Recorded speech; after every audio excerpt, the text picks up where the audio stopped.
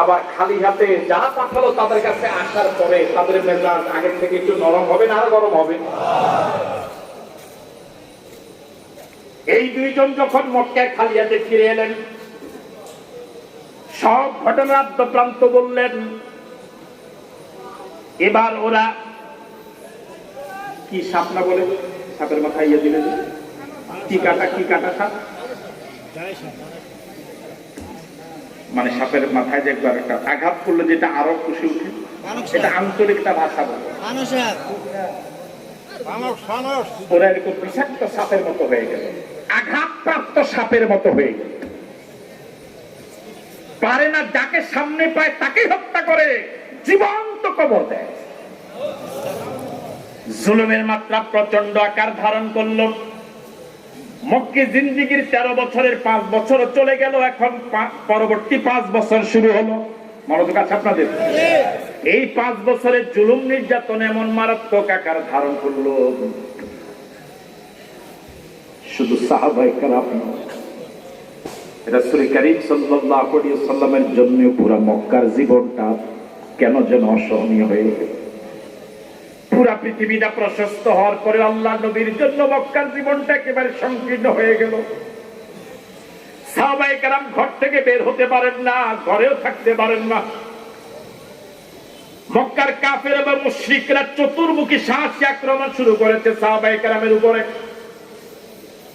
এমন মারাত্মক আকার ধারণ করেছে, স্বয়ং আল্লাহর নবীকেও তারা জেলে আবদ্ধ করার জন্য রাষ্ট্রীয় সিদ্ধান্ত নিয়েছে। তারা গোপন বৈঠক করে সিদ্ধান্ত নিয়েছে আল্লাহর নবীকে আর মুক্ত বাতাসে হাঁটাচলা করতে দেওয়া যাবে না, নবী এবং তার সঙ্গী সাথীদেরকে জেলে আবদ্ধ করা হবে, অবরুদ্ধ করা হবে। নবুয়তের 7ম বছর মুহররম মাসের 1 তারিখ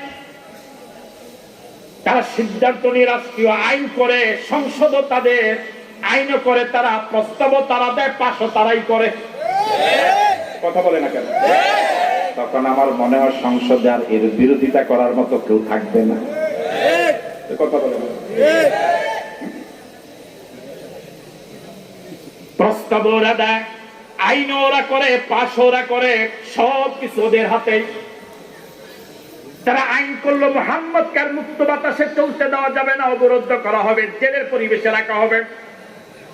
নবুয়তের 7ম বছর মুহররম মাসের 1 তারিখ তারা আইন করে রাসূল করিম সাল্লাল্লাহু আলাইহি ওয়াসাল্লাম এবং সাহাবায়ে কেরাম, নারী পুরুষ শিশু, শিয়াবে আবি তালেব, আবু তালেব পাহাড়ের গিরিপথে আবদ্ধ করলেন, অবরোধ করলেন, জেলে ঢোকালেন। তারা যে আইনটা করে সাহাবায়ে কেরাম এবং রাসূলকে অবরুদ্ধ করলেন, ওই আইনটা তারা কাগজে লিখে, চামড়ায় লিখে বাইতুল্লাহর দেয়ালের ভিতরে লটকিয়ে রেখেছে। 3টি বছর আল্লাহর নবী জেলে ছিলেন, সাহাবায়ে কেরাম জেলের পরিবেশে ছিলেন। হাদিয়া দেওয়া তো দূরের কথা, টাকা দিয়ে দিনার দিরহাম দিয়ে কিছু কিনতে চাইলেও মক্কার লোকরা তাদের কাছে বিক্রি করতো না। এখন আমাদের জন্য কত ব্যবস্থাপনা, কত হাদিয়া তোফা, কত সম্মান। আল্লাহ নবী 3টি বছর নারী পুরুষ শিশুদেরকে নিয়ে শিয়াবে আবি তালেবের জেলের পরিবেশে ছিলেন। সাহাবায়ে কেরাম গাছের পাতা খেয়ে খেয়ে জীবন যাপন করেছে, খাওয়ার কিছুই নাই। পাশে ছিল গাছ, পাহাড়িয়া গাছের পাতাগুলো খেয়ে সাহাবায়ে কেরাম জীবন যাপন করেছে। 3 বছর পার হওয়ার পরে এভাবে বিরামহীন গতিতে অবর্ণনীয় নির্যাতনের মুখে পড়ে আল্লাহ নবী 3টি বছর কাটালেন। 3 বছরের শেষ প্রান্তে আল্লাহ নবী একদিন চাচা আবু তালেবকে বললেন, চাচা, আমি আপনাকে একটা তথ্য দিতে চাই। সে তথ্যটা হলো, ওরা আমাদেরকে জেলে ঢুকিয়েছে যে আইন করে, যে আইনটা ওরা চামড়াতে লিখে বাইতুল্লাহর দেয়ালে লটকিয়ে রেখেছে, ওই আইনটার ভিতরে, ওই নীতিমালাগুলোর ভিতরে যত জায়গায় আল্লাহ সুবহানাহু ওয়া তাআলার নাম আছে, শুধু ওই নামটাই অক্ষত আছে, আর বাকি সবগুলো লেখা উলুতে খেয়ে ফেলেছে। জোরে বলেন না আল্লাহু আকবার। আবু তালেব বললেন, মুহাম্মদ তুমি যা বলেছো তা কি সত্য, তা কি আল্লাহর কাছ থেকে জেনে বলেছো? রাসূল বললেন, চাচা জীবনে কোনোদিন মিথ্যা কথা বলি নাই, গোটা জিন্দেগিতে কখনো মিথ্যা কথা বলি নাই, গোটা জিন্দেগিতে কখনো মিথ্যা কথা বলি নাই। আজ যা বলেছি তাও একেবারে সত্য কথা বলছি।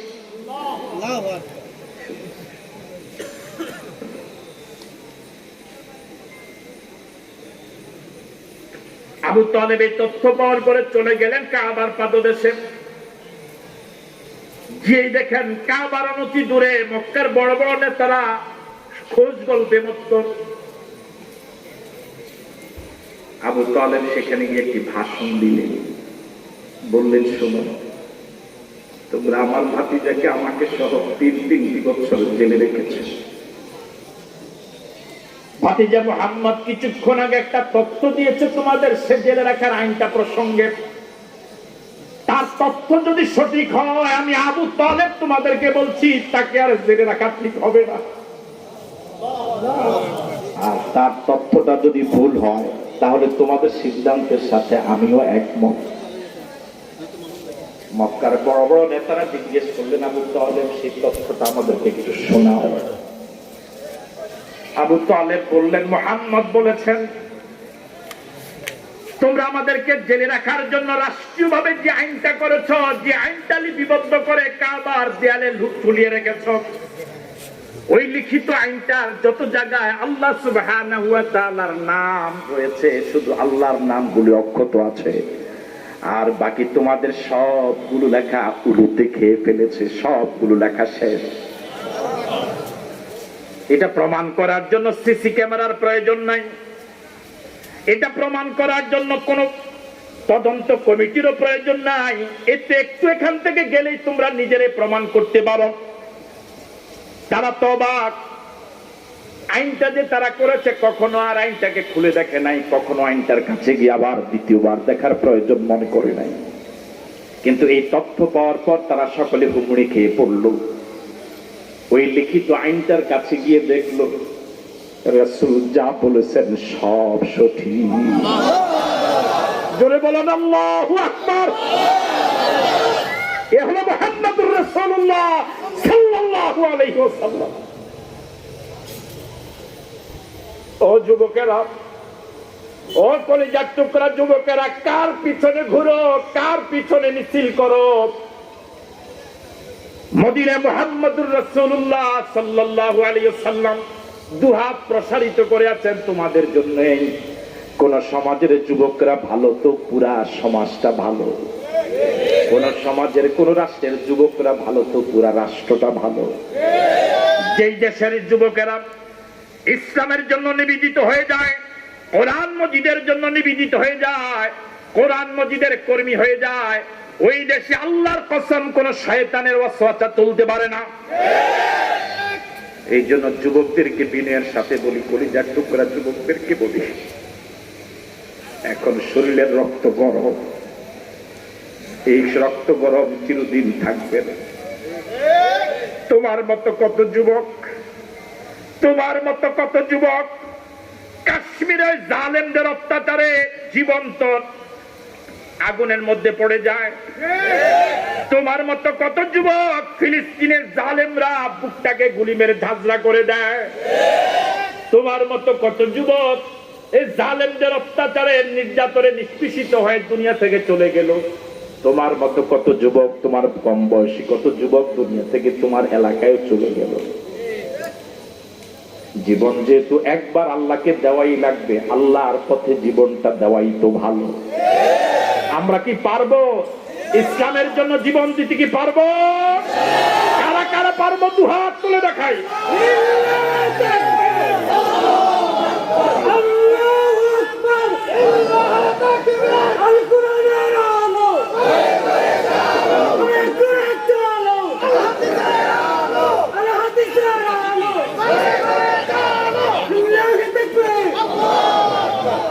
নারায়ে তাকবীর।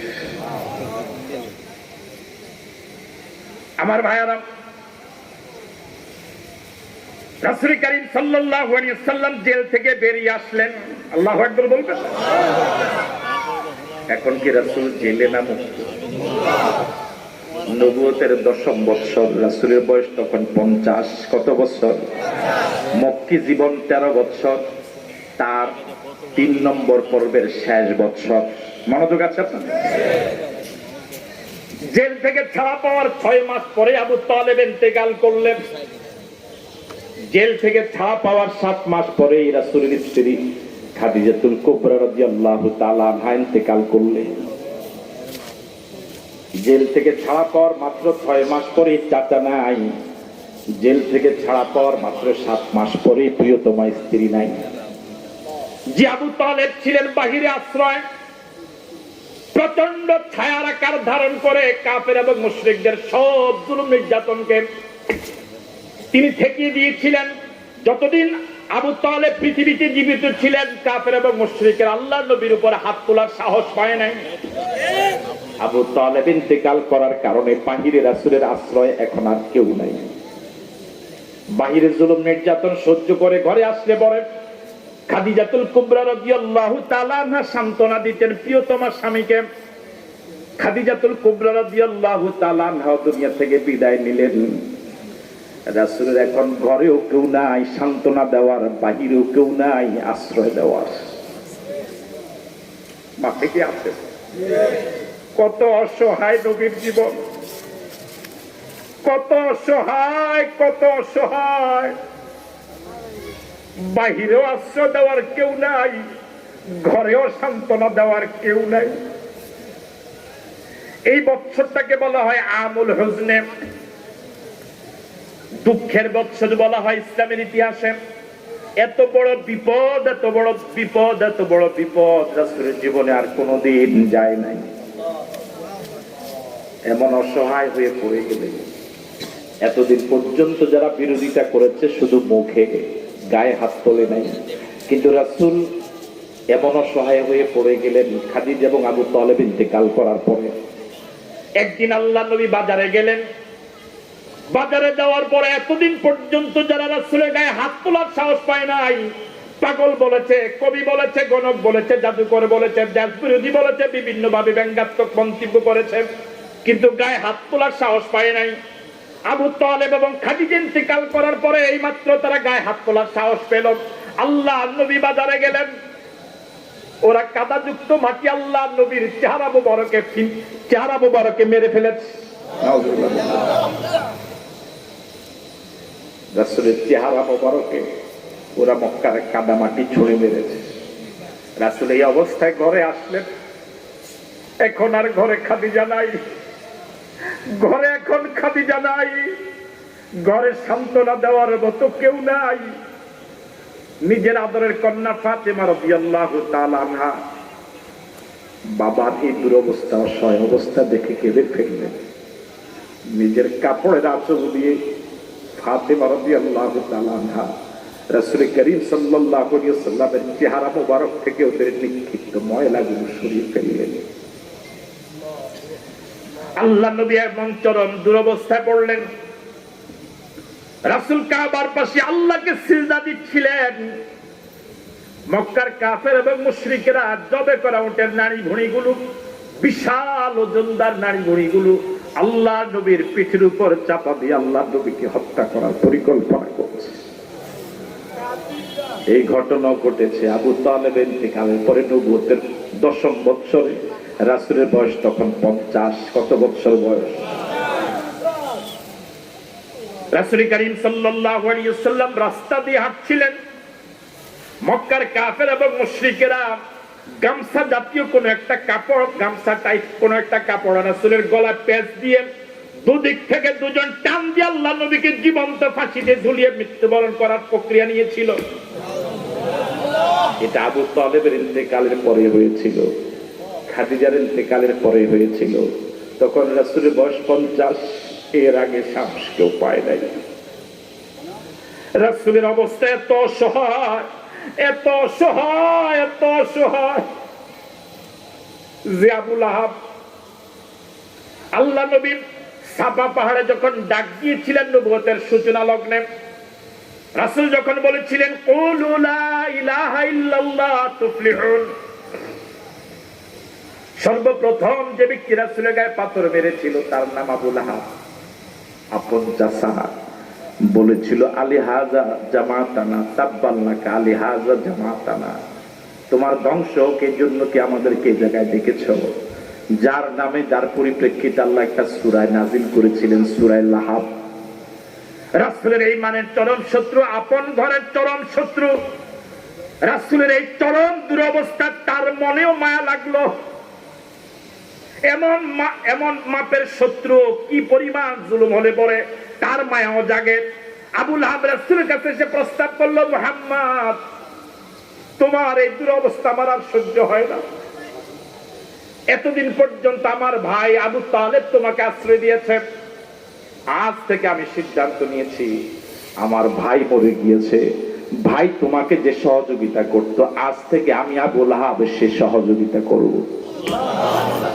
আমি এই জন্যই কথাটা বললাম, কি পরিমাণ জুলুম হয়েছে, যার কারণে তার ভিতরেও। এখন মক্কার লোকেরা যখন দেখলো আবু লাহাব আশ্রয় দিচ্ছেন, তাদের মাথাকে এখন ঠিক আছে, তারা বিভিন্ন ভাবে পরামর্শ দিল, কুমন্ত্রণা দিল আবু লাহাব যাতে করে সরে যায় আশ্রয় থেকে, কোনোভাবেই পারছে না। সর্বশেষ তারা একটা কূটনৈতিক চাল চাললো, একটা প্রশ্ন করলো, এবং এই প্রশ্নের জবাব শুনে আবু লাহাব এবং মক্কার কাফেররা সফল হলো। মক্কার কাফের এবং মুশরিকরা আবু লাহাবকে গিয়ে প্রশ্ন করলো, তুমি যে মুহাম্মদের জন্য এমন মায়া কান্না করছো, ওই মুহাম্মদকে গিয়ে জিজ্ঞেস করো তার দাদা তোমার আব্বার পরকালের রেজাল্ট কি, জান্নাতি না জাহান্নামী? তারা তো জানে, রাসূলের কাছে জিজ্ঞেস করলে রাসূল জান্নাতি বলার সুযোগ নাই। আর এই জবাব শুনলে আবু লাহাবের মেজাজ, কথা বলে না কেন? জিজ্ঞেস করছে মুহাম্মদ আমার আব্বা তোমার দাদা জান্নাতি না জাহান্নামী? রাসূল যা বলার তাই বললেন।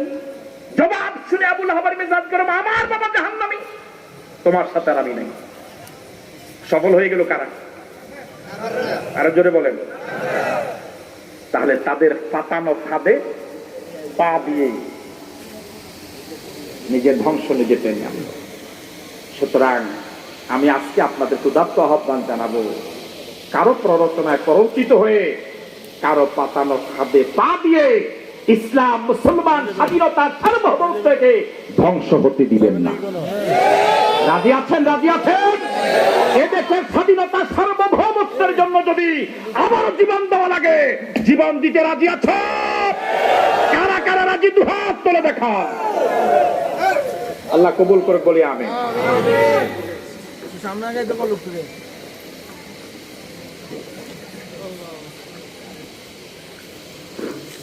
রাসূল করিম সাল্লাল্লাহু আলাইহি ওয়াসাল্লাম যখন দেখলেন মক্কা এখন আর স্বাভাবিক চলাফেরা করা যাবে না, তিনি সিদ্ধান্ত নিলেন মক্কায় আর থাকবো না, তায়েফে হিজরত করব। কোন জায়গায় হিজরত করব? আপনাকে বিরক্ত হচ্ছেন? এখন রাসূলের বয়স কত? 50। ভুলে গেছেন? কত বছর? মক্কি জীবন কত বছর? জবাব দেন। 13 বছর। কয় ভাগে ভাগ? 1। প্রথম 3 ভাগের বয়ানকে আমরা দিয়েছি, সংক্ষিপ্ত ভাবে বলেছি। দ্বিতীয় 2 বছরের বয়ানকে আমরা দিয়েছি। তৃতীয়ত 5 বছরের সংক্ষিপ্ত বয়ানকে আমরা দিয়েছি। এবার আছে আর মক্কি জীবনের। রাসূল করিম সাল্লাল্লাহু আলাইহি ওয়াসাল্লাম যখন দেখলেন মক্কায় আর থাকা যাবে না, রাসূল সিদ্ধান্ত নিলেন তায়েফে হিজরত করবেন। কোন জায়গায়? রাসূল সিদ্ধান্ত অনুযায়ী মক্কা থেকে 50 মাইল দূরে তায়েফে হিজরত করলেন। সঙ্গে নিলেন মাত্র একজন, তিনি হলেন হযরত যায়েদ রাদিয়াল্লাহু তাআলা আনহু। কয়জন? মোট কয়জন? গেলেন কোথায়? মক্কা থেকে কত মাইল দূরে?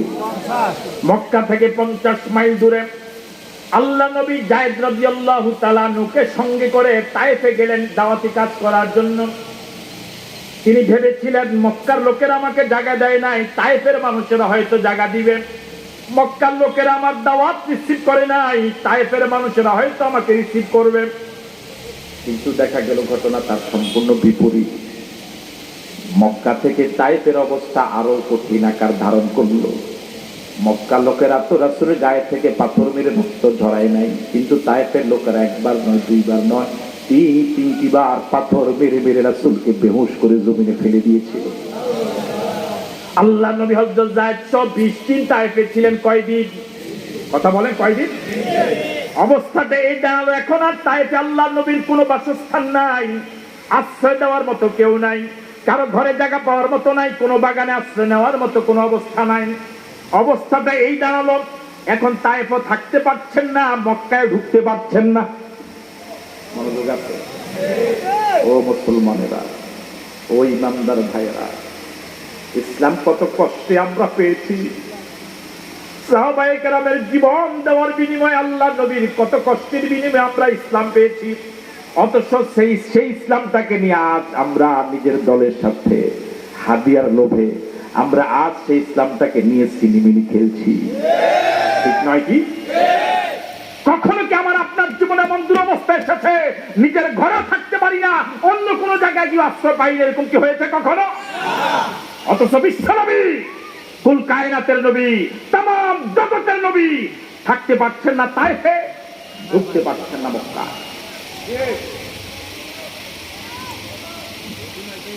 আল্লাহ নবী মক্কার বর্ডারে আসলেন। এখন সিদ্ধান্ত নিবেন কি করা যায়, চিন্তা করছেন মক্কা এখন ঢুকবেন কিভাবে। এখন যদি মক্কায় ঢুকেন, এতদিন পর্যন্ত মক্কার লোকেরা ওভাবে আক্রমণ করে নাই, এখন যখন শুনবে তায়েফের ওরা রক্ত ঝরিয়েছে, তখন মক্কার লোকদের সাহস আরো বেড়ে যাবে, ঠিক নয় কি? বাজারে কোনো অপরাধী ধরা পড়লো, কেউ গায়ে হাত তোলে না, হঠাৎ যদি একজনে হাত তোলে, কথা বলে নাকি, তখন শুরু হইতে আধা ঘন্টা লাগে না, 1 সেকেন্ডও লাগে না। প্রথম 2-3 মিনিট দেরি হলো কেন? কেউ তোলে না, কেউ শুরু করে না, কিন্তু শুরু করে দিলে রাসূল চিন্তা করলেন এতদিন পর্যন্ত মক্কার লোকেরা তো আমার গায়ে থেকে রক্ত ঝরায় নাই, কিন্তু এরা যখন শুনবে যে তায়েফের লোকেরা আমার গায়ে থেকে রক্ত ঝরিয়েছে, তখন মক্কার লোকদের সাহস বেড়ে যাবে, তারা আমাকে মেরেই ফেলবে। আল্লাহ নবী মক্কায় ঢোকার জন্য 3 জন লোকের কাছে আশ্রয় প্রার্থনা করলেন, রাজনৈতিক আশ্রয়। এখনো তো পৃথিবীতে এই পরিভাষাটা আছে, কোন দেশে থাকার সুযোগ না পেলে অন্য দেশ তাকে রাজনৈতিক আশ্রয় দেয়। আল্লাহ নবী বিশ্ব নবী মক্কার বর্ডারে এসে মক্কার 3 জন লোকের কাছে রাজনৈতিক আশ্রয় চাইলেন। কয়জন? জোরে বলেন। প্রথম জনের কাছে যখন প্রস্তাব দিলেন, প্রত্যাখ্যাত হলো, রিসিভ হলো না। দ্বিতীয় জনের কাছে প্রস্তাব দিলেন, তাও রিসিভ হলো না। কিন্তু আল্লাহ পাকের কুদরত, আল্লাহ পাকের মেহেরবানি, তৃতীয় জনের কাছে সে প্রস্তাব গৃহীত হলো, তিনি রাসূলকে আশ্রয় দিলেন। আল্লাহু আকবার বলবেন। মক্কার লোকদের একটা সিস্টেম ছিল, কেউ যদি কাউকে আশ্রয় দেয়, জীবন চলে গেল তার পক্ষে থাকে। যেই লোকটা মক্কায় ঢোকার জন্য আল্লাহ নবীকে আশ্রয় দিয়েছিলেন, তিনি হলেন মুতঈম ইবনে আদি। তিনি কালিমা পড়েন নাই, তিনি আল্লাহ নবীকে রাসূল মানেন না, কিন্তু রাসূলকে আশ্রয় দিয়েছিলেন, রাজনৈতিক আশ্রয়। আল্লাহ নবী তায়েফে 20 দিন জুলুম নির্যাতনের চরম শিখরে পৌঁছেন। মক্কায় আবার জন্মভূমিতে ঢুকলেন। যে ব্যক্তির আশ্রয়ে, রাজনৈতিক আশ্রয়, তিনি হলেন মুতঈম ইবনে আদি। মুতঈম ইবনে আদির আশ্রয়ে আল্লাহ নবী মক্কায় ঢুকলেন। মক্কায় ঢুকে ওই রাতে আল্লাহ নবী নিজের ঘরেই ছিলেন। মুতঈম ইবনে আদি বলল, মুহাম্মদ, তোমাকে ঘরে থাকতে হবে না, ঘরে থাকা যাবে না। আমি যে তোমাকে আশ্রয় দিয়েছি এটা মক্কার লোকদেরকে জানান দেওয়া লাগবে। তুমি যে মক্কায় ঢুকেছো এটা মক্কার লোকদেরকে জানান দেওয়া লাগবে। চলো বাইতুল্লাহর পাশে, সকলের সামনে দিনের আলোতে বাইতুল্লাহ তুমি তওয়াফ করবে। আল্লাহু আকবার। তুমি এদেশে পরগা থামাও, এই দেশে তুমি ভেসে আসো নাই।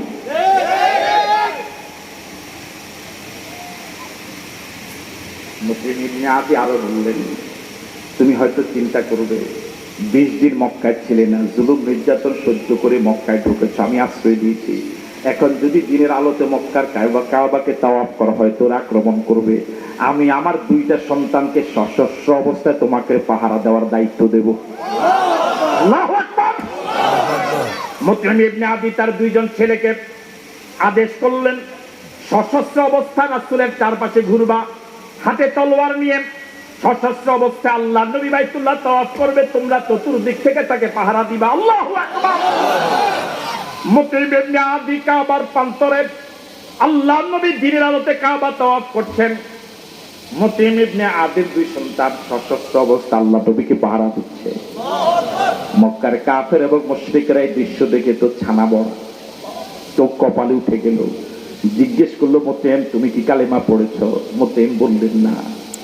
তাহলে কি মুহাম্মদকে আশ্রয় দিয়েছো? মুতঈম বললেন হ্যাঁ। ওরা যখন জেনেছে মুতঈম আশ্রয় দিয়েছে, রাসূলের গায়ে আর আঘাত করার সাহস পায় না। বদরের যুদ্ধে কাফের এবং মুশরিকদের 70 জন মারা গিয়েছে। 70 জন আল্লাহ নবীর সাহাবায়ে কেরামের হাতে বন্দী হয়েছে। 70 জন বন্দী হওয়ার পর আল্লাহ নবী ঘোষণা করেছিলেন, আর যদি মুতঈম ইবনে আদি জীবিত থাকতো, যে মুতঈম আমাকে মক্কায় আশ্রয় দিয়ে ঢোকার সুযোগ করে দিয়েছিল তায়েফের প্রান্তর দিকে ফিরে আসার পরে, ওই মুতঈম যদি আজ জীবিত থাকতো, মুতঈম যদি 70 জন বন্দীর ব্যাপারে আমি মুহাম্মদের কাছে সুপারিশ করতো, আল্লাহর কসম মুতঈমের সম্মানার্থে আমি ওদেরকে আজাদ করে দিতাম। আল্লাহু আকবার। আমার ভাইয়েরা, এই হলেন রাসূল করিম সাল্লাল্লাহু আলাইহি ওয়াসাল্লামের জীবন। কয়েক বছর পরে রাসূল মদিনা যাবেন। আপনারা কি সাথে সাথে যাবেন না এখানে শেষ? আর একটু সামনে যাবেন? আমার ভাইয়েরা, এবার রাসূলের বয়স 51 বছর। কত বছর? শেষ পর্বের 3 বছরের প্রথম বছর আল্লাহর নবীকে আল্লাহ রাব্বুল আলামিন মদিনায় নিবেন। এই জন্য আল্লাহ রাব্বুল আলামিন এই 3 বছরে মদিনার ময়দান তৈরি করছেন, রাসূলের জন্য মদিনার স্টেজ তৈরি করছেন। আল্লাহু আকবার। মাহফিলে বক্তারা আসে মাহফিলের দিন, কিন্তু স্টেজ বানায় মাহফিল কমিটির যুবকেরা, বুড়ারা সকলে মিলে কয়েকদিন আগ থেকেই। রাসূল মদিনায় যাবেন, রাসূল মদিনায় যাবেন। এই জন্য আল্লাহ রাব্বুল আলামিন 3 বছর ধরে মদিনার জমিনকে রাসূলের জন্য উপযোগী করছেন, রাসূলের জন্য স্টেজ বানানোর পরিকল্পনা করছেন। আল্লাহু আকবার। প্রথম বছর মদিনা থেকে কিছু লোক আসলো হজের জন্য। এর মাঝে 6 জন লোক রাতের আধারে আকাবা নামক পাহাড়ের গিরিপথে রাসূলের সাথে সাক্ষাৎ করে শপথ নিয়েছিলেন, কালেমা পড়েছিলেন। কয়জন? এটাকে বলা হয় আকাবার প্রথম শপথ। সদস্য সংখ্যা কয়জন? রাসূলের বয়স তখন কত? হ্যাঁ, এবার আকাবার দ্বিতীয় শপথ। এই 6 জন চলে গেলেন মদিনায়। দ্বিতীয় বছর রাসূলের বয়স যখন 52 বছর, হিজরতের 1 বছর আগে, ওই সময় আবার মদিনা থেকে অসংখ্য লোক হিজরত করতে, হজ করতে এসেছিলেন। এদের মাঝে 12 জন লোক আবার ওই একই জায়গায় রাতের আধারে আল্লাহ নবীর হাতে শপথ নিয়েছিলেন। একে বলা হয় আকাবার দ্বিতীয় শপথ। জায়গা কয়টা? কিন্তু শপথ নিয়েছেন 1 বছর আগে, এবং প্রথম বছর নিয়েছিলেন 6 জন, দ্বিতীয় বছর নিয়েছিলেন 12 জন। এই 12 জন যখন শপথ নিলেন, আল্লাহ রাব্বুল আলামিনের হাবিব এই 12 জনের সাথে একজন সাহাবীকে, মক্কার একজন সাহাবীকে ওদের সাথে মদিনায় পাঠিয়ে দিলেন। তার নাম মুসাব রাদিয়াল্লাহু তাআলা আনহু। হযরত মুসাব রাদিয়াল্লাহু তাআলা আনহু ওই 12 জনের সাথে মদিনায় গিয়ে এমন ব্যাপক দাওয়াতি কাজ করলেন, মদিনার ঘরে ঘরে রাসূলের প্রতি ঈমানদার হয়ে গেল। আল্লাহু আকবার। আমার ভাইয়েরা, 1 বছর পরে রাসূলকে আল্লাহ পাক মদিনায় নিবেন। মদিনায় যাওয়ার পরে আল্লাহ নবী রাষ্ট্রপ্রধান হবেন। রাষ্ট্র চালাবার জন্য কিছু নিয়ম কানুন দরকার, কিছু প্রশিক্ষণ দরকার। এই জন্য আল্লাহ রাব্বুল আলামিন রাসূলের 52তম বছরে আকাবার দ্বিতীয় শপথের বছরে রাসূল করিম সাল্লাল্লাহু আলাইহি ওয়াসাল্লামকে রব্বুল আলামিন মেরাজে নিয়ে গেলেন। কোথায় নিয়ে গেলেন? মেরাজে নিয়ে গেলেন। সূরা ইসরা দিলেন। সূরা ইসরা হলো রাষ্ট্র পরিচালনার জন্য 14 দফা দাবি। আল্লাহু আকবার বলবেন। একটা রাষ্ট্র কিভাবে চালাতে হবে তার জন্য 14 দফা কর্মসূচি রয়েছে সূরা বনী ইসরাইলে, যেটা রব্বুল আলামিন হাবিবকে উপহার দিয়েছিলেন আমার ভাইরা মেরাজের সময়। আল্লাহু আকবার বলবেন। যেহেতু 1 বছর পরে রাসূল মদিনা যাবেন, রাষ্ট্রপ্রধান হবেন, রাষ্ট্র কিভাবে চালাতে হবে এর জন্য প্রশিক্ষণমূলক সূরা বনী ইসরাইল দিলেন। আর আছে কয় বছর? আর কয় বছর? এবার সর্বশেষ বছর। এবার মদিনা থেকে হজ করে হজ করার জন্য যারা আসলেন তাদের মাঝে 72 জন আল্লাহর বান্দা বান্দি ওই একই জায়গায় রাতের আধারে রাসূলের সাথে দেখা করেছিলেন। এটাকে বলা হয় আকাবার তৃতীয় শপথ। এই 72 জনের মাঝে আল্লাহর 2 জন বান্দিও ছিল। আল্লাহু আকবার বলবেন না? 70 জন পুরুষ, 2 জন মহিলা। তাহলে শপথ হয়েছে কয়বার? 51, 52, 53। প্রথম বছর 6 জন, 12 জন, 72। রাতের আধারে ঠিক একই জায়গায় 72 জন এসেছে। কয়জন? রাসূলের চাচা হযরত আব্বাস রাদিয়াল্লাহু তাআলা তখনও কালিমা পড়েন নাই। রাসূল যখন ওনাদের সাথে দেখা করতে যাবেন, চাচা আব্বাস বললেন, আমিও তোমার সাথে যাব। আল্লাহু আকবার। আব্বাসও গেলেন। রাসূল বললেন, দেখো যে যা বলবে খুব দ্রুত বলো, যেহেতু রাতের গভীর অন্ধকার, চারদিকে গোয়েন্দারা ঘুরছে, যে কোনো সময় বিপদ আসতে পারে, সুতরাং লম্বা বক্তৃতার সময় নেই, যা বলবো অল্প সময়ে বলো। আব্বাস রাদিয়াল্লাহু তাআলা তিনি তখনও কালিমা পড়েন না। তিনি বললেন, ওনাদের কথা বলার আগে আমার আগে একটু কথা আছে। আছেন আপনারা? আমার আব্বাস এবার ফ্লোর নিলেন। তিনি বললেন, দেখো তোমরা মদিনা থেকে এসেছো, রাসূলকে বারবার মুহাম্মদকে বলছো মদিনা যাওয়ার জন্য দাওয়াত দিচ্ছ। মুহাম্মদ আমাদের বংশের লোক, আমাদের এখানে আছে, জুলুম নির্যাতন যাই হোক সে মোটামুটি ভালোই আছে। মদিনায় তো তার আপনজন কেউ নাই, তোমরা ওনাকে নিয়ে যাবা। যদি তার জানমালের হেফাজত দায়িত্ব তোমরা না নাও, তাহলে তো সে আরো বিপদে পড়বে। কথা বলেন ঠিক নয়? সুতরাং আমি তোমাদেরকে বলছি, তোমরা ওখানে নেওয়ার দরকার নাই। আমার ভাতিজা আমাদের এখানে।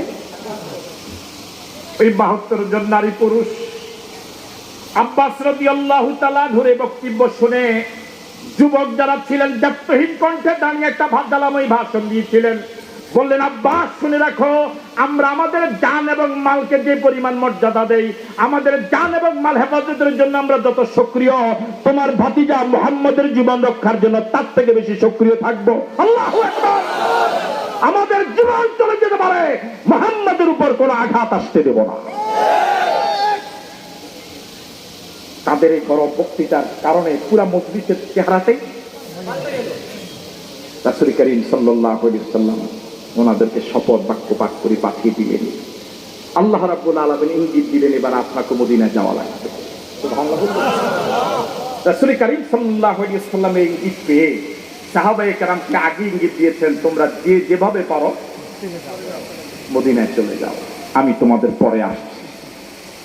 রাসূল করিম সাল্লাল্লাহু আলাইহি ওয়াসাল্লামের পরামর্শ পেয়ে, ইঙ্গিত পেয়ে সাহাবায়ে কেরাম রাতের আধারে 1 জন 2 জন 3 জন 4 জন এভাবে করে করে গ্রুপ করে করে সব মক্কা ছেড়ে মদিনায় চলে গেলেন। একমাত্র ওমর আর রাতের আধারে যান নাই, ওমর গিয়েছেন দিনের আলোতে। হযরত ওমর দিনের আলোতে নাঙ্গা তলোয়ার সাথে নিয়ে 20 জন সঙ্গীকে সাথে নিয়ে বের হয়েছেন। মক্কার লোকদেরকে ঘোষণা করেছেন, আমি খাত্তাবের ছেলে ওমর, আমি মদিনা হিজরত করে যাচ্ছি। কেউ যদি চায় তার স্ত্রীকে বিধবা বানাতে, কেউ যদি চায় তার সন্তানকে টিম বানাতে, সে যেন আমার সামনে আসে। আল্লাহর কসম, মক্কার এত সাহসী পুরুষেরা একজনও সাহস। হযরত ওমর 20 জন নিয়ে রওনা হলেন।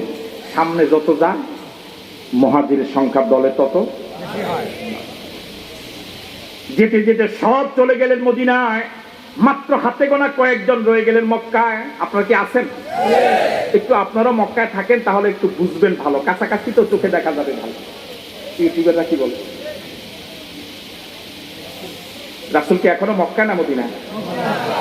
মদিনা এখনো যান নাই তো?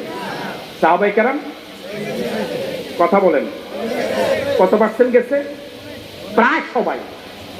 তখন মক্কায় রয়ে গিয়েছিলেন মাত্র কয়েকজন, হযরত হামজা রাদিয়াল্লাহু তাআলা আনহু, হযরত আবু বকর সিদ্দিক রাদিয়াল্লাহু তাআলা আনহু, হযরত আলী রাদিয়াল্লাহু তাআলা আনহু। আর রাসূল নিজে রয়ে গেলেন। আর ওই আবিসিনিয়া যে হিজরত করে গিয়েছিল, ওখান থেকে কয়েকজন এসেছিলেন, 7 জন কৌকে বলেছেন, এই 7 জন রয়ে গেলেন। এই মাত্র 10-15 জন মানুষ তখন মক্কায়, আর সব চলে গিয়েছে কোথায়? আমরা এখানে শেষ করি। মদিনাও যাবেন? মদিনায় গেলেই তো মারামারি লাগবে। হ্যাঁ, মদিনায় গেলেই তো মারামারি, বদর হবে, উহুদ হবে, খন্দক হবে। যাবেন সেখানে? সেখানে তো বিপদ বেশি। আরো যাবেন সেখানে? হযরত আবু বকর সিদ্দিক রাদিয়াল্লাহু তাআলা আনহু রাসূলের কাছে পরামর্শ চেয়েছিলেন। সব যখন মক্কা ছেড়ে মদিনায় যায়, আবু বকর যেতে চেয়েছিলেন। রাসূল বললেন, না আবু বকর, তুমি তো আমার হিজরতের সাথী হবা। আল্লাহ নবী যেদিন আবু বকরকে বলেছিলেন, আবু বকর তুমি তো আমার হিজরতের সাথী হবা, সেদিন আবু বকর সিদ্দিক রাদিয়াল্লাহু তাআলা আনহু দুইটা উট কিনলেন। কয়টা উট? মনোযোগ আছে আপনাদের? দুইটা উট কিনে একজন বিধর্মীর কাছে পালতে দিলেন, যে বিধর্মী আবু বকর এবং রাসূলের খুব বিশ্বস্ত এবং মদিনার পথ ভালো চিনে। মুসলমানের কাছে দিচ্ছে না বিধর্মীর কাছে? কয়টা উট? বললেন, এই দুইটা উট তুমি পালতে থাকো, যেদিন তোমাকে মিস কল দিব, যেদিন তোমাকে ইঙ্গিত দিব, দুইটা উট নিয়ে যে জায়গায় বলবো সে জায়গায় উপস্থিত হবা। আল্লাহু আকবার। নির্ধারিত সময় আল্লাহ নবী চলে গেলেন আবু বকরের বাড়িতে, যে ইতিহাস আপনার জীবনে বহুবার শুনেছেন। নক করলেন, দরজা খুলে গেল। রাসূল করিম সাল্লাল্লাহু আলাইহি ওয়াসাল্লাম আবু বকরকে সঙ্গে নিয়ে, মদিনা হলো মক্কা থেকে উত্তর দিকে। এটা কোন দিকে? উত্তর দিকে। উত্তর কোনটা? এটা পশ্চিম না? এটা পশ্চিম। এটা কোন দিকে? আমার ভাইরা, মদিনা হলো মক্কা থেকে উত্তর দিকে, কিন্তু রাসূল আবু বকরের ঘর থেকে বের হয়ে গেলেন কোন দিকে? আল্লাহু আকবার বলবেন না? বিশ্বনবী, কুল কায়নাতের নবী, তিনি সিদ্ধান্ত নিয়েছেন, আমি যদি উত্তর দিকে যাই ওরা তো উত্তর দিকে গিয়ে আমাকে ধরে ফেলবে, আমি যদি দক্ষিণ দিকে যাই ওরা আমাকে ঘুরতে ঘুরতে তালাশ করতে করতে তো কয়েকদিন চলে যাবে। রাসূল গেলেন দক্ষিণ দিকে। আল্লাহু আকবার। আমার ভাইরা, যাওয়ার আগে রাসূল করিম সাল্লাল্লাহু আলাইহি ওয়াসাল্লাম হযরত আলীকে মক্কার লোকদের আমানতগুলো গুছিয়ে দিয়ে বললেন, আমার খাটে, আমার বেডে, আমার চাদর গায়ে দিয়ে ঘুমিয়ে থাকবা। হযরত আলী রাজি হলেন। আমানতগুলো তিনি বুঝে পেলেন। রাসূল করিম সাল্লাল্লাহু আলাইহি ওয়াসাল্লামকে হত্যা করার জন্য দারুন বৈঠকে যে সিদ্ধান্ত হয়েছিল, যে হত্যা করতে পারবে 100 লাল উট উপহার পাবেন। ওই উটের প্রত্যাশায় প্রত্যেক গোত্র থেকে যুবকেরা সেখানে আপনার ভলান্টিয়ার সার্ভিস দিয়েছিল। রাসূলের ঘরের চারপাশে রাতের আধারে তারা জমায়েত হয়েছিল। রাসূল করিম সাল্লাল্লাহু আলাইহি ওয়াসাল্লামকে তারা রাতেও মেরে ফেলতে পারত, কিন্তু সিদ্ধান্ত নিয়েছে, আমরা তো কাপুরুষ না, রাতে মারবো কেন? এখন তো পৃথিবীতে এই মানবতা বোধটাও নাই।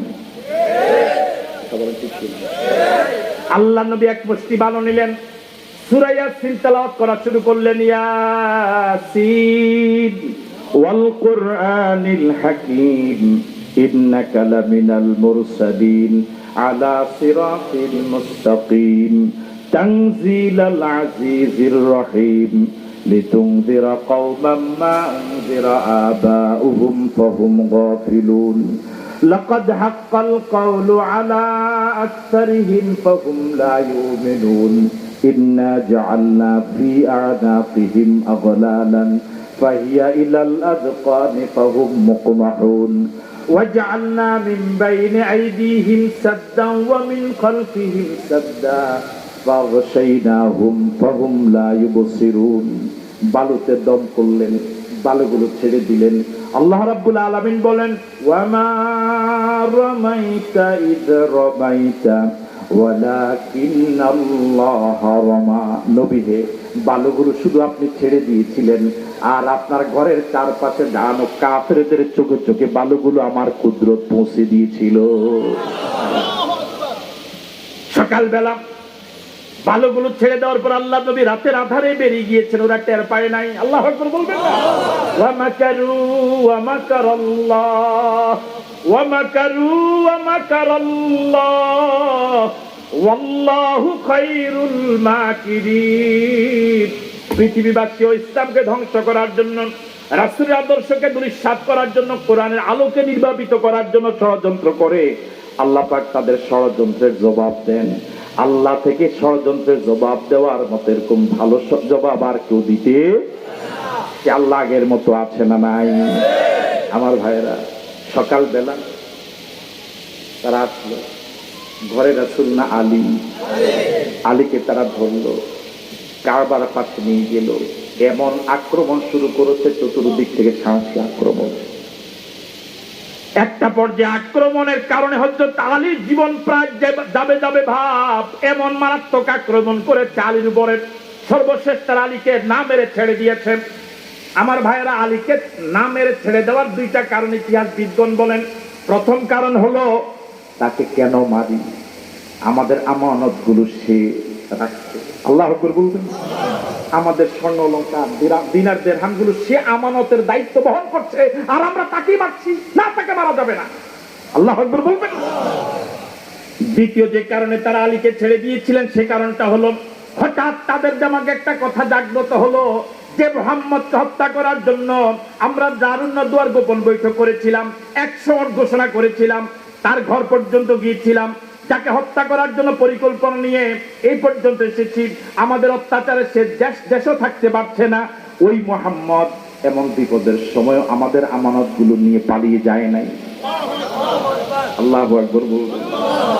রাসূল তো অন্তত এইটুকু করতে পারতেন, টাকাগুলো নিয়ে মদিনায় চলে যেতে পারতেন, গিয়ে বলতে পারতেন যার যার টাকা আছে মদিনায় আসো, মদিনায় এসে নিয়ে যাও। ওর কথা বলে না, ঠিক কিনা?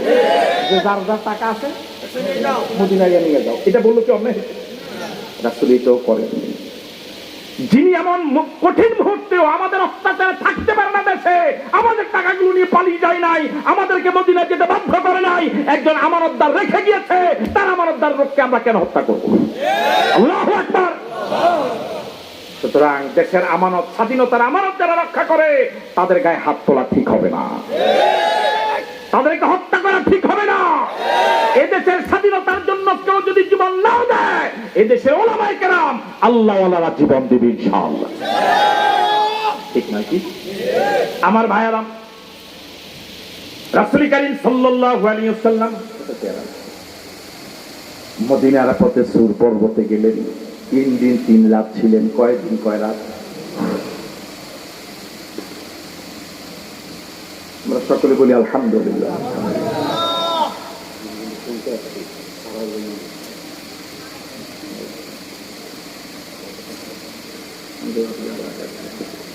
আমি তো 1 ঘন্টার উপরে কথা বলি না, কোনদিন ওই ইউটিউবেরা ভালো বলতে পারবে। কয় ঘন্টা না? চশমা লাগা। হ্যাঁ হ্যাঁ, এই সত্য কথা বলছো তুমি। জি, আমরা সকলে বলি আলহামদুলিল্লাহ। আপনাদের তরুণদের অহংকার, এই জনপদের কৃতি সন্তান, কুমিল্লার গৌরব, বন্ধুবর হযরত মাওলানা মোল্লা নাজিম উদ্দিন সাহেব এসেছেন। আল্লাহ পাক তার হায়াতে, এলেমে, আমলে, কথায়, জবানে বরকত দান করে বলি আমি। মাজলিসুল মুফাসসিরিন বাংলাদেশ কুমিল্লা বিভাগের সম্মানিত সেক্রেটারি হযরত মাওলানা মোল্লা নাজিম উদ্দিন এসে গিয়েছেন। আমি ইনশাআল্লাহ কয়েক মিনিটের ভিতরে আমার কথাগুলো শেষ করার চেষ্টা করব ইনশাআল্লাহ। সাংগঠনিক সম্পাদক আমার ভাইয়েরা, রাসূল করিম সাল্লাল্লাহু আলাইহি ওয়াসাল্লাম সূর পর্বতে 3 দিন 3 রাত ছিলেন। কয় দিন কয় রাত? এই 3 দিন 3 রাত আবু বকরের ছেলে আব্দুর রহমান ইবনে আবু বকর সারাদিন ঘুরে ঘুরে মক্কায় গোয়েন্দাগিরি করতেন। আর সন্ধ্যাবেলা আসমা বিনতে আবু বকরের রান্না করা গরম খাবার এবং বকরির দুহানো দুধ নিয়ে সারা দিন ঘুরে ঘুরে যে রিপোর্ট পেয়েছেন, ওই রিপোর্ট গিয়ে সূর পর্বতে দিয়ে আসতেন। আল্লাহ। এভাবে 3 দিন 3 রাত কাটলো। নির্ধারিত সময় এসে গেল। ওই যে আল্লাহর বান্দার কাছে যে বেঈমান, যে ঈমান আনে নাই, তার কাছে যে হযরত আবু বকর 2টা ওট কিনে পাহারা দেওয়ার দায়িত্ব দিয়েছিলেন, মনে আছে? হযরত আবু বকর সিদ্দিক রাদিয়াল্লাহু তাআলা আনহু তাকে নক করলেন। নির্ধারিত সময় 2টা উট নিয়ে উপস্থিত। আল্লাহু আকবার বলবেন। রাসূল করিম সাল্লাল্লাহু আলাইহি ওয়াসাল্লাম একটা উটে উঠলেন। হযরত আসমা বিনতে আবু বকর রাদিয়াল্লাহু তাআলা আনহু কয়েকদিন খাওয়া যায় এরকম রান্না করা গরম খাবার এবং পানীয় নিয়ে আসলেন। আল্লাহু আকবার। হিজরতের রাতে আবু বকরের পরিবারের যে অবদান, উম্মত কখনোই পরিবারের ঋণ শোধ করতে পারবে না। আসমা বিনতে আবু বকর রান্না করা গরম খাবার কয়েকদিন খাওয়া যায়, এমন খাবার নিয়ে চলে গেলেন সূর পর্বতে। আব্দুর রহমান ইবনে আবু বকরও গেলেন। ওই রান্না করা খাবারগুলো যে পোটলাতে দিলেন, তখন তার এরকম বক্স ছিল না, এরকম টিফিন ক্যারির ব্যবস্থা ছিল না। ওই সময়ের ব্যবস্থাপনায় যা ব্যবস্থা করলেন, এটাকে বাঁধার জন্য কোনো রশি পাচ্ছিলেন না। হাদিস প্রমাণ করে তার পরনে যে পায়জামা ছিল, যে পরনে যে বস্ত্রটা ছিল, ওটার যেটা কোর বলে আমাদের দেশে, আপনাদের দেশে কি বলে? নেতাক, আরবিতে বলেন নেতাক, কোর। এটাকে ছিঁড়ে হিজরতের রাতে হযরত আসমা বিনতে আবি বকর কয়েকদিনে রান্না করা খাবারের মুখটা বেঁধে দিয়েছিলেন। আল্লাহ নবী রওনা হলেন। আল্লাহ নবী এক ওটের উপরে, আবু বকর সিদ্দিক রাদিয়াল্লাহু তাআলা আনহু আরেক ওটের উপরে, আর আবু বকরের সাথে তার আজাদ করে একজন গোলামও ছিল, খেদমতের জন্য তিনি নিয়ে গেলেন। আর যেই কাফের এবং মুশরিক যে রাসূলকে রাসূল মানে না, আল্লাহকে আল্লাহ বলে স্বীকার করে না, কিন্তু আবু বকর এবং রাসূলের প্রচন্ড বিশ্বস্ত, মদিনার পথ যিনি ভালো চিনেন, তিনি ওটের লেগাম ধরে ধরে নিয়ে যাচ্ছেন মদিনার দিকে। আল্লাহু আকবার। আমরা জানতাম হিজরত করেছেন 2 জন, না হিজরতের সফরে ছিল মোট 4 জন। কয়জন? মোট কয়জন ছিল? রাসূলের উট সামনে, আবু বকরের উট পিছনে। এদিকে মক্কার কাফের এবং মুশরিকরা 100 উট পাওয়ার লোভে পাগলের মতো ঘুরছে রাসূলের পিছে পিছে। সুরাকা খবর পেয়ে গেল। সুরাকা অন্যকে জানতে দিল না, অন্য জিজ্ঞেস করলেও মিথ্যা কথা বলে এড়িয়ে যায়, 100 উট নিজেই একা ভোগ করবে। সুরাকা একটা চলন্ত দ্রুতগামী ঘোড়া নিয়ে রাসূলের পিছে পিছে ধাওয়া করলো। রাসূল করিম সাল্লাল্লাহু আলাইহি ওয়াসাল্লামের একদম কাছাকাছি চলে গেল। একটু আঘাত করলে আর 2 কদম গেলে আঘাত করলে আল্লাহ নবীকে হত্যা করা যায়। ঠিক এমন সময় সুরাকার উটের ঘোড়ার 2 পাও, সামনের 2 পাও মাটিতে ডেবে যায়। সুরাকা আবার সেখান থেকে উঠে 100 উট পাওয়ার লোভ, 100 উট পাওয়ার লোভ সুরাকাকে আবার তাড়া করে। রাসূলের পিছনে আবার সুরাকা ধাওয়া করে। একদম কাছাকাছি যাওয়ার পর আবার উটের পাও ডেবে যায়। সুরাকা আবার সেখান থেকে মাথা সোজা করে দাঁড়ায়, আবার দ্রুত গতিতে উটটাকে ঘোড়াটাকে দৌড়ায়।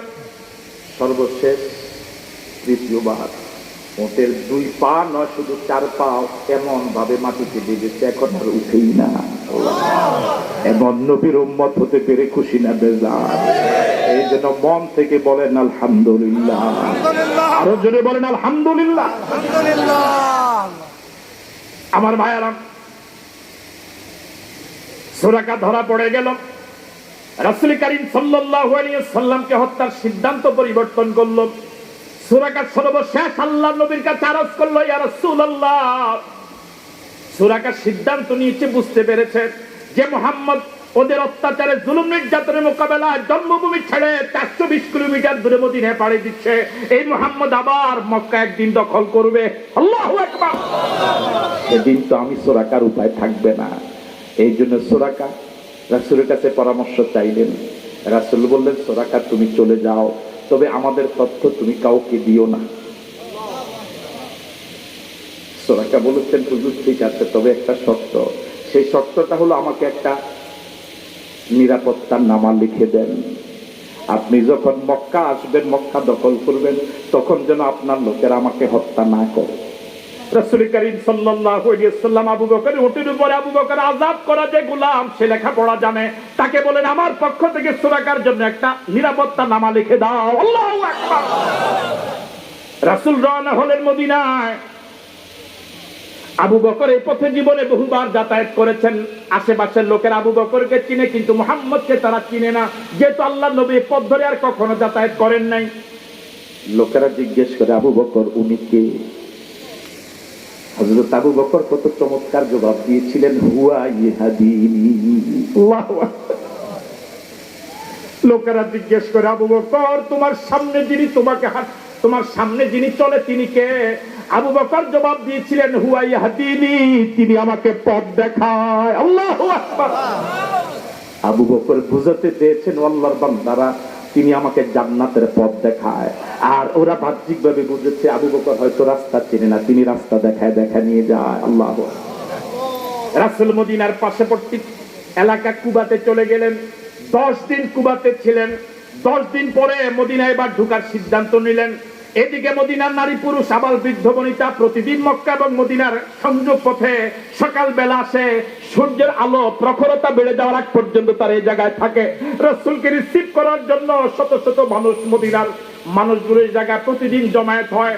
10 দিন আল্লাহ নবী কুবাতে ছিলেন, 10 দিন পরে মদিনায় ঢুকবেন। সর্বপ্রথম রাসূলকে যিনি দেখেছিলেন তিনি একজন ইহুদি। তিনি ঘরের ছাদের উপরে উঠে দেখে যে এই মুসলমানরা প্রতিদিন যে নবীর জন্য অপেক্ষা করছে ওই নবীর কাফেলা দেখা যাচ্ছে।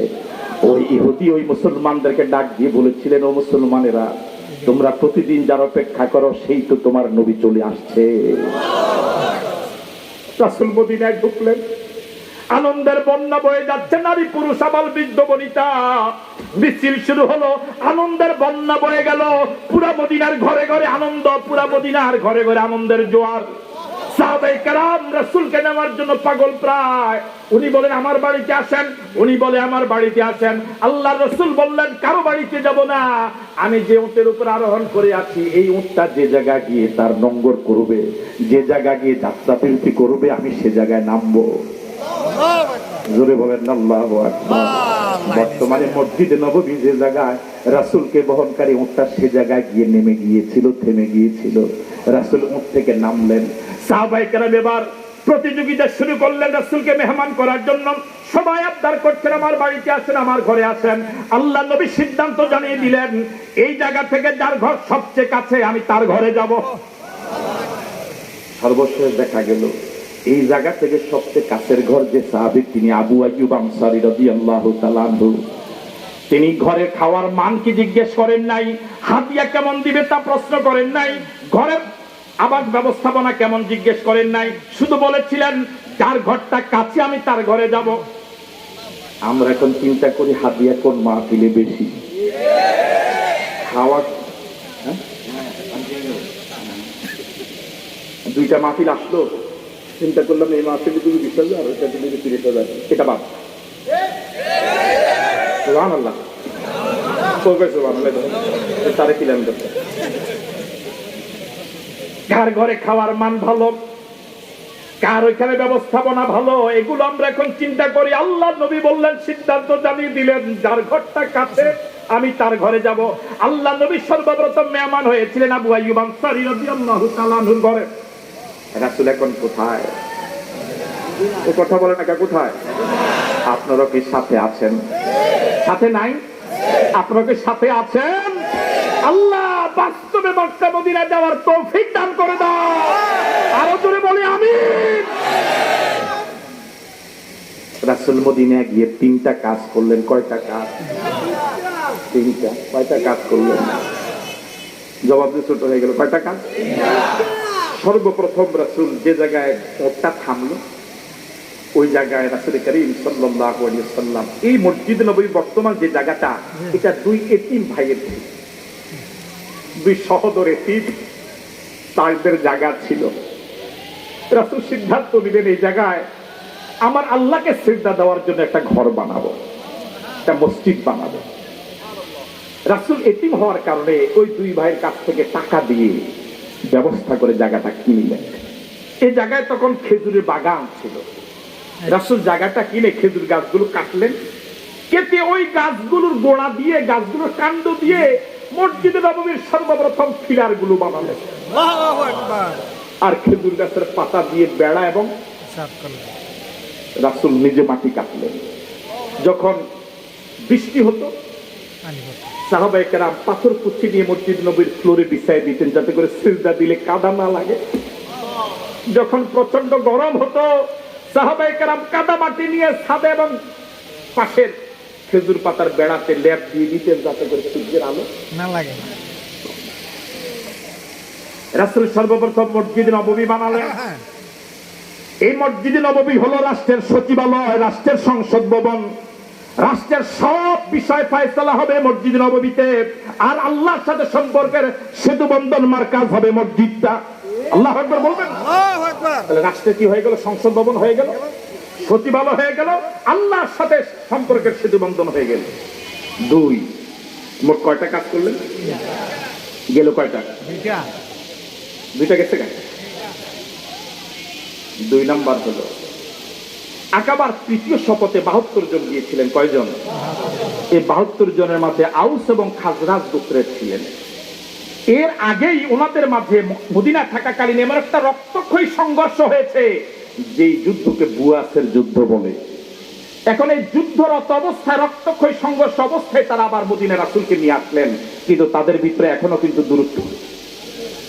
রাসূল মদিনা গিয়ে এই মুসলমানদের মাঝে পরস্পর যে দূরত্ব, পরস্পর যে ঝগড়াঝাটি সব দাফন করে সব মুসলমানকে আপন ভাই ভাই হওয়ার মতো পরিবেশ, বন্ধুত্ব তৈরি করে দিলেন। এটা হলো ইসলামী রাষ্ট্রের জন্য দ্বিতীয় গুরুত্বপূর্ণ বিষয়। 3 নম্বর রাসূল যে কাজটা করলেন সেটা হলো রাসূল মদিনা গিয়ে দেখেন মদিনার চারপাশে সব ইহুদিদের শক্ত বসতি, বনু নজির, বনু কাইনুকা, বনু কুরাইজা। আর্থিক দিক থেকে, শারীরিক দিক থেকে, জনবলের দিক থেকে, কৃষি খামারের দিক থেকে তারা ছিল মজবুত। রাসূল তাদের সাথে একটা সন্ধি করে ফেললেন যার নাম মদিনার সনদ। যার নাম কি? রাসূল বললেন আমাদের উপর যদি কেউ আক্রমণ করে তোমরা আমাদের সাথে থাকবা, তোমাদের উপর যদি কেউ আক্রমণ করে আমরা তোমাদের সাথে আছি। তোমাদের উপর কেউ আক্রমণ করলে আমরা তোমাদের পক্ষেই থাকবো, ওদের পক্ষে। আর এই দেশটা তোমাদেরও আমাদেরও। এই দেশের স্বাধীনতার উপর যদি কখনো আক্রমণ হয় তোমরা এবং আমরা দুটো দল মিলে মুক্তিযুদ্ধ করে মদিনার স্বাধীনতাকে আমরা রক্ষা করব। ঠিক আছে কথা? কয়টা কাজ করলেন? এখনো যদি পৃথিবীর কোন দেশ, মনোযোগ আছে আপনাদের? আমার আলোচনা শেষ। এখনো যদি পৃথিবীর কোন দেশ মদিনা যাওয়ার পর রাসূল যে 3টা কাজ করেছিলেন, এই 3টা কাজ যদি এখনো কোন দেশ করে, মদিনার সে আবহাওয়া এখনো পৃথিবীতে বিরাজ করবে। এক, এখনো যদি কোন দেশ তার দেশের সব মসজিদগুলোকে যদি সমাজ নেতৃত্ব দেওয়ার মার্কাজ হিসেবে ঘোষণা করে যে সমাজের সবগুলো মসজিদ হবে এই সমাজ নেতৃত্ব দেওয়ার মার্কাজ। মনোযোগ আছে আপনাদের? 2, এই দেশের যত দল আছে, ইসলামী দল, যত পীর আছে, কোনো ঝগড়াঝাটি নাই। প্রত্যেকের পীরের ওজিফা পাঠ করুক, প্রত্যেক দলের কর্মসূচি পাঠ করুক, আমল করুক, কিন্তু পরস্পর দলাদলি থাকবে না, হিংসা থাকবে না, বিদ্বেষ থাকবে না, মারামারি থাকবে না, হামলা মামলা থাকবে না। সব মুসলমান যেই দলই করুক সব এক, কারো মাঝে ঝগড়াঝাটি নাই। এটা হলো একটা শান্তিময় রাষ্ট্র হওয়ার জন্য দ্বিতীয় শর্ত। 3 নম্বর হলো প্রত্যেক দেশে কোনো না কোনো দেশে কোনো না কোনো বিধর্মী আছে, আছে না নাই? হিন্দু, বৌদ্ধ, খ্রিস্টান, অগ্নি পূজারী আছে না নাই? ওদের সাথে আচরণ করতে হবে মানবিক আচরণ। ওরা আমাদের দেশের মুসলমানদের কাছে আমানত, রাষ্ট্রের কাছে আমানত। ওদের সুখে আমরা সুখী হব, ওদের দুঃখে আমরা দুঃখী হব। ওরা যেন অত্যাচারিত না হয়, মুসলমানদের পক্ষ থেকে তো নাই, অন্য কারো পক্ষ থেকে যেন অত্যাচারিত না হয়। ওরা যদি অত্যাচারিত হয় আমরা ওদের পক্ষে ওদের বিরুদ্ধে লড়বো। ঠিক আছে কথা? রাসূল কারীম সাল্লাল্লাহু আলাইহি ওয়াসাল্লাম বলেছেন কোন বিধর্মী যদি কোন মুসলমানের কাছ থেকে অত্যাচারিত হয় আমি রাসূল হাসরের ময়দানে ওই মুসলমানদের বিরুদ্ধে বিধর্মীর পক্ষে আল্লাহর কাছে মামলা দেব। এখনো যদি পৃথিবীর কোন দেশে এই 3টা যদি কাজ হয়, কয়টা কাজ? 3টা। মসজিদগুলো যদি সমাজ নেতৃত্ব দেওয়ার কেন্দ্র হয়ে যায়, মুসলমানরা যদি পরস্পর দলাদলি হিংসা বিদ্বেষ বন্ধ করে দেয়, পরস্পর যদি মহাব্বতের বন্ধন তৈরি হয়, বিধর্মীদের সাথে যদি একটা সামাজিক বন্ধন তৈরি হয়ে যায়, শ্রদ্ধার সম্পর্ক তৈরি হয়ে যায়, ওই দেশে কি আর অশান্তি থাকার কোনো সম্ভাবনা আছে? কথা বলে সম্ভাবনা আছে?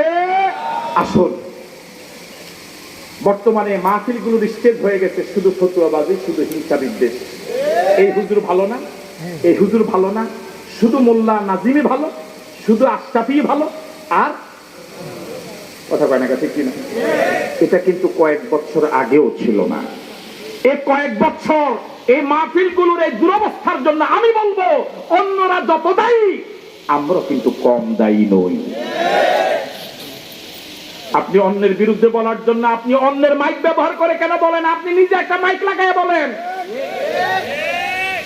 আরেকজনের টাকা দিয়ে দোকানে হেঁটে হেঁটে এই যুবকেরা 10 টাকা 5 টাকা খরচ করে কালেকশন করে আপনার জন্য প্যান্ডেল সাজায়, মাইক সাজায়, আর আপনি এখানে একদম বাচ্চা সাজিয়ে বাচ্চায় বসে একবারে কি বলে এটাকে পল্টন ময়দান পাইলেছেন। আপনার যদি এত শখ থাকে আপনি নিজে মাইক লাগান। 10 টাকা তো জীবনে খরচ করেন নাই, শুধু অন্যের মাইক দিয়ে ফতুয়া দেওয়া সহজ। সম্মানিত দিনী ভাইরা, আমি অনুরোধ করব এই হাজারো জনতাকে, এখানে সবাইকে এক দলের মানুষ, সবাইকে এক পীরের মানুষ, এক পীরের মুরিদ, কিন্তু আমরা সবাই মুসলমান, ঠিক আছে কথা? আমরা যে দলেরই হই, যে পীরের মুরিদ হই, আমাদের অন্তরে যেন হিংসা না থাকে, বিদ্বেষ না থাকে, অন্য ভাইয়ের জন্য দয়া থাকবে, মায়া থাকবে, দরদ থাকবে। তার জন্য শেষ রজনীতে যখন নিজের জন্য দোয়া করব, তখন ওই ভাইটার জন্য দোয়া করব। আমাদের দেশে যারা বিধর্মী আছে, তারা আমাদের কাছে আমাদের জন্য আমানত। সুতরাং এই আমানতটা যেন আমরা বরখেলাপ না করি। রাসূল তাহলে আমার বিরুদ্ধে তার পক্ষ হয়ে আল্লাহর কাছে মামলা দিবে। সুতরাং রাসূল যদি আমার বিরুদ্ধে বাদী হয়, এই মামলায় পাশ করার কোনো সম্ভাবনা আছে? আল্লাহ, তুমি আমাদের দেশটাকে হেফাজত করো, এই দেশের স্বাধীনতার সার্বভৌমত্বকে হেফাজত করো, এই দেশের সব মুসলমানকে এক এবং এক হওয়ার তৌফিক দান করো। আজকের মাহফিল যারা আয়োজন করেছে, অধিকাংশ যুবক, আল্লাহ এই যুবক সহ যত যুবক শ্রোতা হিসেবে এসেছে, সকলকে তুমি ওমর বানায় দাও, নামাজি বানায় দাও, দিনদার বানায় দাও। সকলকে ধন্যবাদ জানিয়ে আমার জন্য দোয়া আছে। আজকে যিনি সম্মানিত প্রধান বক্তা, তার সুন্দর কণ্ঠে গুছানো কথাগুলো শোনার আহ্বান জানিয়ে মাহফিল শেষ করে মোনাজাত দিয়ে বিদায় হবেন, এই আশাবাদ ব্যক্ত করে আমি আমার আলোচনা এখানে শেষ করছি। হাযা মা ইনদি ওয়াল ইলমু ইনদাল্লাহ আলাইহি তাওয়াক্কালতু ওয়া ইলাইহি উনীব। আসসালামু আলাইকুম ওয়া রাহমাতুল্লাহি ওয়া বারাকাতুহু।